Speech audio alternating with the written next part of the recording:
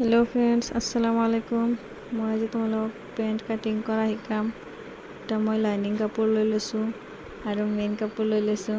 Lining কাপোৰত মই প্ৰথমে কাটিং কৰি ল'ম। চিধা ছাইডটো মোৰ ফালে ৰাখি লৈছোঁ, অলপমান ইস্ত্ৰি কৰি লৈছোঁ।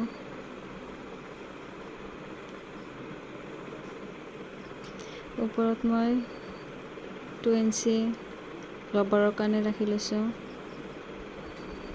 লেন্থটো লৈ ল'ম। এবাৰ মোৰ লেন্থ আছে 37।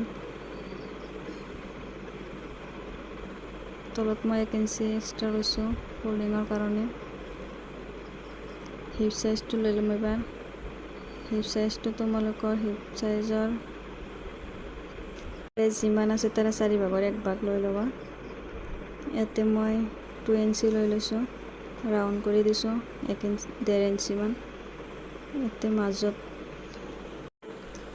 মাজত যিমান আছে তাৰে মাজৰখিনি চিন দি লৈছোঁ। তাতে 8 ইঞ্চি হৈছে মোৰ। 8 ইঞ্চি চিন দি তাতে 2 চাইডে 3 ইঞ্চি কৰি লৈ লৈছোঁ। এনেকৈ মই মাৰ্জিং কৰি লৈছোঁ। মাৰ্জিঙে মই কাটি ল'ম, চিধাই কাটি লৈছোঁ। এতিয়া মই বেক চাইডটো কাটিম। ফ্ৰণ্ট চাইডটো কাটিছোঁ। কাপোৰটো মই চিধা কৰি লৈছোঁ। 2 ইঞ্চি প্ৰথমে মই মাৰ্জিং কৰি লৈছোঁ।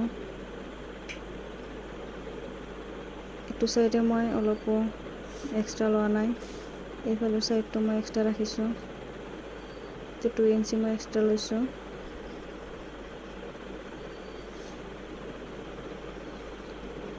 ইয়াতে এইটো চাইডত মই যেনেকৈ আছে এনেকৈ ৰাখিছোঁ। এইফালে 2 ইঞ্চি এক্সট্ৰাকৈ লৈছোঁ, তলত 1 ইঞ্চি লৈছোঁ। তাৰপিছত যেনে আছে সেনেকৈ মই কাটিং কৰি লৈছোঁ।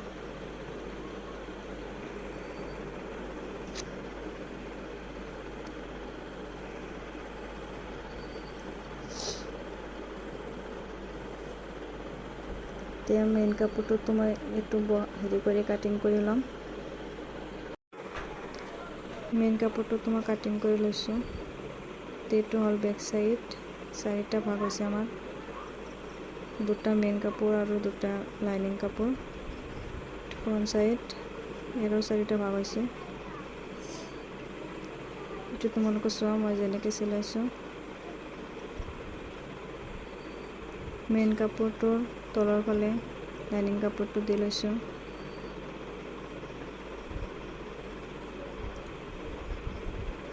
দুটা চাইডে এনেকৈ দি ল'ম। পিন মাৰি লৈছোঁ কাপোৰটো যাতে তেৰা বেকা হৈ নাযায়।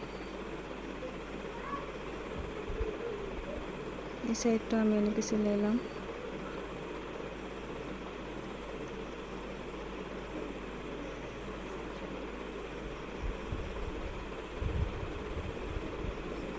চোৱা তোমালোকে কি ধুনীয়াকৈ চিলাইটো হৈছে। এইবাৰ বেক চাইডটো একেধৰণে চিলাই কৰি ল'ম।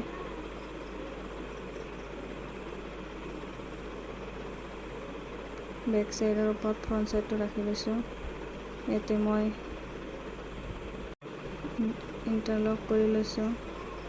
এতিয়া তলৰ ফলা চিলাই লৈছোঁ চিধাকৈ ধৰি। বেক চাইডৰ ওপৰত ফ্ৰণ্ট চাইডটো ৰাখি চিধাকৈ চিলাই লৈছোঁ। একেবাৰে তললৈকে চিলাই ল'ম।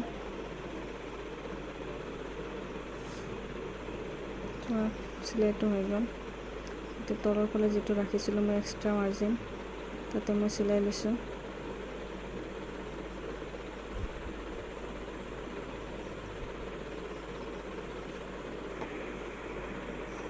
সেইটো চিলাই ল'ম এনেকৈ একেধৰণে।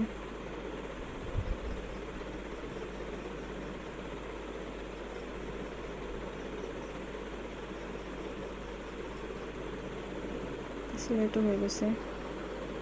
এতিয়া এইটো এটা চাইড আমাৰ বেছি আছিল আৰু এটা কম আছিল। এইটো একো কৰিব নালাগে, ধৰি হ'লে চিলাই কৰি ল'লেই হ'ল। ইয়াতে মই অলপমান তলত মই 1 ইঞ্চি এৰিম, তোমালোকে 2 ইঞ্চি 2.5 ইঞ্চি এৰিব পাৰা। মই 1 ইঞ্চি এৰি হ'লে ইয়াতে মই ইয়াৰে পৰা চিলাইটো আৰম্ভ কৰিম। অলপমান গাঁঠি দি লৈছোঁ। চাৰিওটা ভাঁজ ভালকৈ কাপোৰটো ধৰি ল'ব লাগিব। লাইনিং কাপোৰটো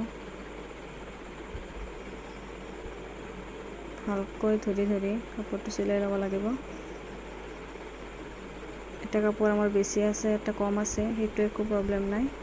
ধৰি চিলাই ল'লে হ'ল। এনেকৈ কাপোৰটো ৰাখিলে পিন্ধাত কমফৰ্টেবল হয়, উঠোতে বহুতে কোনো প্ৰব্লেম নহয়। এনেকৈ আমি কাপোৰটো চিলাই ল'ম।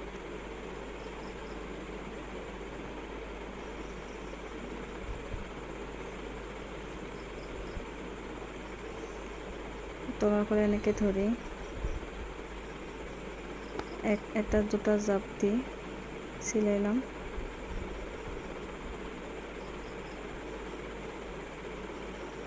এনেকৈ অলপ চিলাই দি ইয়াতে অলপমান গাঁঠি মাৰি আকৌ তলফালে চিলাই ল'ম।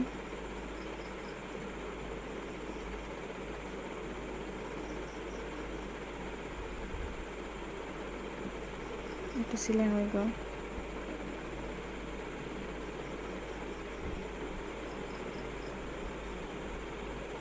এই চাইডটো আমি একেধৰণে চিলাই ল'ম।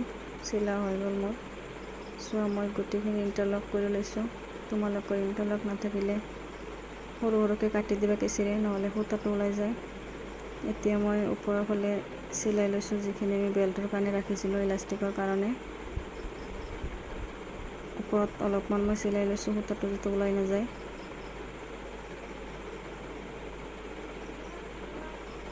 যিমান কাপোৰ তোমালোকে এক্সট্ৰা ৰাখিছিলা ইলাষ্টিকৰ হেৰিটো ধৰি তোমালোকে সেনেকৈ সেইখিনি কাপোৰৰ ভিতৰত দিবা। বেছি দিলে আকৌ সৰু হৈ যাব। ইলাষ্টিকটো মই যিমান লাগে সেইখিনি মই কাটি মাজেৰে চিলাই কৰি লৈছোঁ। ইলাষ্টিকৰ একেবাৰে কাপোৰটো চাইডেদি ইলাষ্টিকৰ যাতে চিলাইটো নপৰে সেনেকৈ চিলাই লৈছোঁ।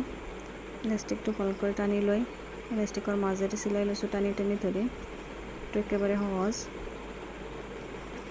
ইলাষ্টিক লকৰ পদ্ধতি একেবাৰে সহজ এইটো। এতিয়া আমাৰ পেণ্টটো হৈ গ'ল। চোৱা কি ধুনীয়া কমফৰ্টেবল হৈছে। মই অলপমান দেখাই দিম ৰ'বা।